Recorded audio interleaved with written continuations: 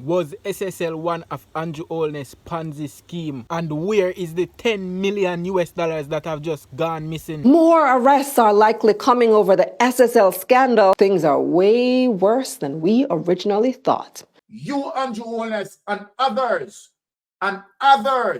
are shareholders in SSL. The real issue with you, let me tell the world, is one, your statutory declaration. Two, SSL, because you are not an ordinary profile account in SSL. You cannot come out and tell no one how much you put in SSL and how much you get out. You are a shareholder in SSL. I am not asking you, Andrew Holness. I am telling you, you are a shareholder. We are 110% focused. So there's no distraction that you are going to come with that take us off the track. And investigators have also uncovered multiple fraud schemes at the company for a grand total of 10 million US dollars. Since the investigation started in January, the FID has been working with the FBI and a forensic accounting and investigation firm, Kroll, from the UK. They've been pulling on every loose thread, trying to unravel exactly what happened and how. Investigators found an entrenched culture of gross mismanagement dating back well over a decade. Finance Minister Dr. Nigel Clarke pointed out that had SSL been dissolved like some of the directors wanted, the level of fraud and the multiple schemes wouldn't have been discovered. Mr. Clarke sound like he's more worried about this getting discovered than it being fixed. If you're not a part of it, why are you worried about if you get discovered or not? So far, Usain Bolt's former wealth advisor, Panton, has been the only person arrested. But the FID said that before her next court date in December, more people will be arrested. Another big update came from Finance Minister Dr. Nigel Clarke. He announced that the government will be covering some operational expenses at SSL temporarily to the tune of roughly $15 million a month. And when he says the government will be paying, he really means us taxpayers, because the government gets most of its money from taxes, from us. All right, so again, the government had tried to launder money from out of the TAJ through different entities. Now, of course, this has gotten a lot of backlash, because why should we pay SSL employees' salaries? Let me know in the comments how you feel about that. Even after they give themselves 200% increase and give the teacher them just 20%. Right. So as you mentioned that issue, the point that the BOJ governor made, a lot of people were confused about that because, as you mentioned, the government recently increased public sector wages. So why all of a sudden is there now an issue with private sector doing the same? I'm not going to be drawn into that debate, Khalila. We are at full employment. The definition of being at full employment is that you could have inflation being driven by wage competition. Speaking of that issue, Devin says, so how come politicians get 200% and teachers get 20%? My question to you is, in hindsight, do you regret giving yourself and other parliamentarians that large of a raise? There are disparities, of course. The increases given to ministers and other members of the political class would have been greater than, let's say, what the average teacher would get. But there is a point that should not escape us. The old salary structures were inefficient and did not support a system that would lead to greater productivity, greater output. Now, according to Clarke, SSL currently has 22 employees. Their total monthly wage bill is $9.5 million, plus there's another $5 million in other operating expenses, plus the one-off legal fees. But the finance minister said the government is pretty much between a rock and a hard place. See, SSL employees pulled a sick out recently. They all refused to go to work because they were not paid for August. But investigators need the employees to be at work so that they can continue the investigation. So that's why the government is stepping in to cover the expenses. Dr. Clarke said that if they didn't step in, the government risked compromising the investigation. On Thursday, employees of SSL stayed home from work in protest against the delay in payment of salaries for August. And I have said in the past that the government will provide whatever resources are required by investigators and others to see this investigation through. Having the employees in place is critical to the progress of the investigation. Investigators have been going over everything with a fine-tooth comb. So it's just a matter of how long the investigation will take and how long the government will have to foot the bill to pay SSL staff. According to the FID, the number of affected accounts is now up to 70. That's way more than the 40 initially reported. Everybody and their granny is talking about the bold fiasco at Stocks and Securities Limited. This story has made international headlines. It appears on Bloomberg.com, Fortune magazines.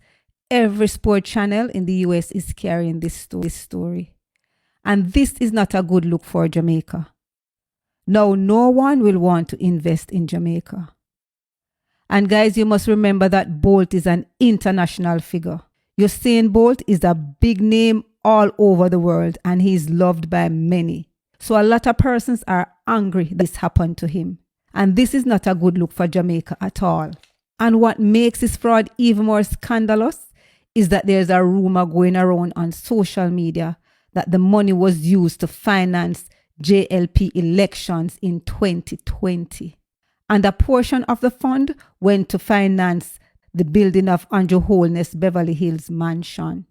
It has been alleged that in November 2015, SSL owner Hugh Crosky, a close friend of Prime Minister Andrew Holness, was approached by one Dariel Vaz to arrange additional financing for the construction of a dwelling house in Beverly Hills, Kingston.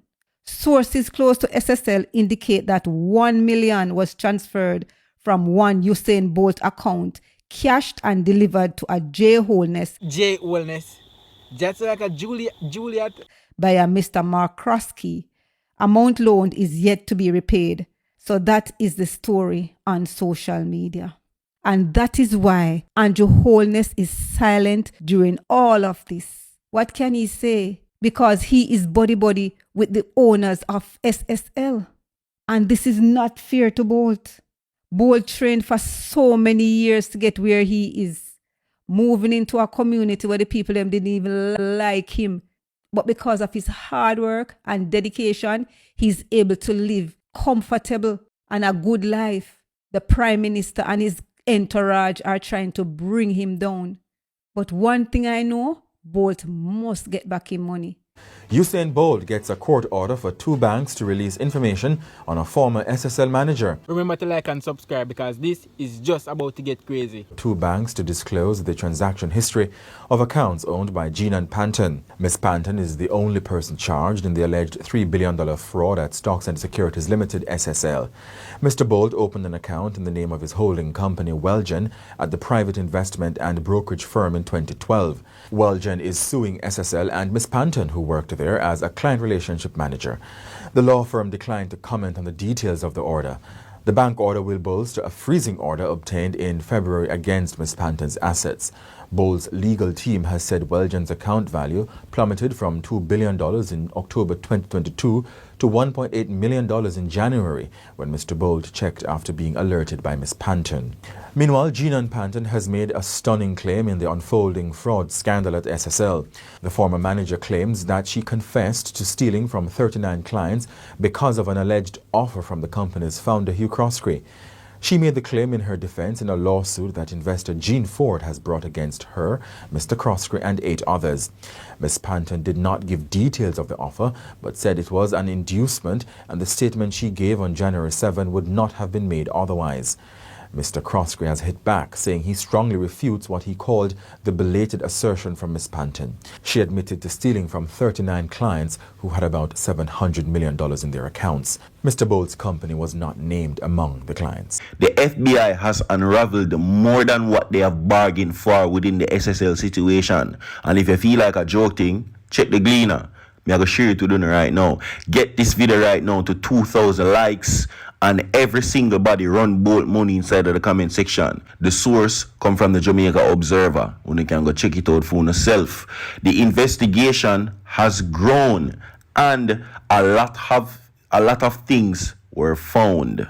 You understand? Now, when the news first broke about the situation of the conversion of investors' portfolios at the Jamaica investment firm Stocks and Securities Limited, SSL, my first thoughts were whether the U.S. financial system was in any way compromised by the criminal act. All right, continuing. The possibility of U.S. anti-money laundering laws being violated in this raised spectre of investigations by relevant U.S. agencies taking a close look. He's saying, and I quote, "I expect two agencies in particular to be highly interested. One, the Federal Bureau of Investigation, and the U.S. Treasury Department Financial Crimes Enforcement Network." So not only the FBI involved right now, my people, who the finance minister is saying allegedly is involved, which is the FBI, but also FinCEN, which is the Treasury Department Financial Crimes Enforcement Network. Now, the U.S. financial legislative framework penalizes any use of the U.S. financial system, whether deposit or investment institutions, to hide or otherwise engage in facilitating illicitly gained funds. Any such use of the U.S. financial system is subjected to a significant scrutiny. It is money moving. Now, the penalties for money and these things are severe. Not only are the U.S. financial institutions barred from facilitating such activities and schemes, but perpetrators are subjected to a significant penalty. It applies not only to U.S.-based citizens, including U.S. corporations and residents, but jurisdictions extends to foreign nations, residents abroad. Thus, the long arm of the U.S. law are also used to prosecute foreign officials or enablers engaged in breaking U.S. laws. All right? Now, for those unfamiliar with the FinCEN mission, the bureau within the Treasury Department has its primary responsibility of safeguarding the U.S. financial system. Now, the announcement by the Jamaica's Minister of Finance, Dr. Nigel Clarke, while appearing as a political statement to divert criticisms, lack of effective oversight of non-profit financial sector, effectively closed the gate after the horse escaped, could have far greater implications than the minister intended.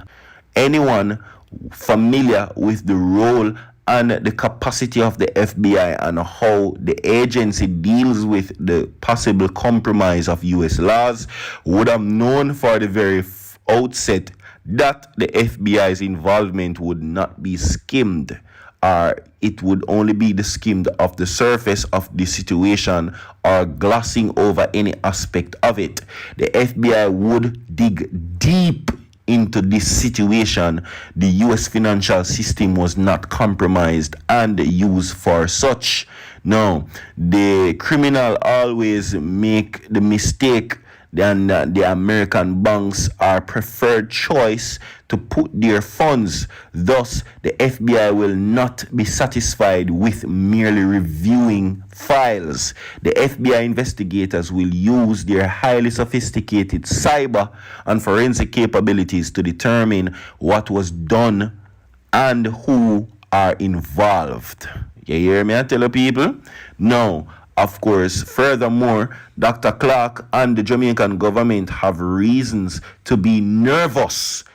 A thorough FBI probe will expose any weakness in the Jamaican government oversight or country's financial system, and whether the government was careless in regulating SSL and other financial institutions in Jamaica. It also means that if the ill-gotten gains from SSL were deposited in Jamaican banks or any deposit tracking institutions, such findings could trigger certain penalties against Jamaican banks. The penalties could extend to restrictions or correspondent banking relationships between payable through account services to Jamaican banks. Those in the private sector who applauded the minister when he announced that he had invited the FBI to help the investigations may rue the day, but Jamaica will be better off in the long term. You hear what I go on there, some people? I open a year one. You understand? This could mean problem if it is indeed that the Jamaican government viewers and subscribers were, of course, lackadaisic in the situation, and the Jamaican banks will be penalized. They will be punished. You understand? If any weakness is exposed by the FBI after they have made their thorough investigation, viewers and subscribers, and they have found that the government was careless in regulating the SSL or any other institution in Jamaica, it means that if the ill-gotten funds from the SSL were deposited in Jamaican banks or any deposit tracking institution, such findings could trigger certain penalties. You hear what I go on here? So, now the U.S. financial institution could also be subject to penalties if they fail to exercise due diligence and accepted deposits of illicit gain funds. And also, don't believe nothing I'm saying in this video. This video is all for entertainment purposes.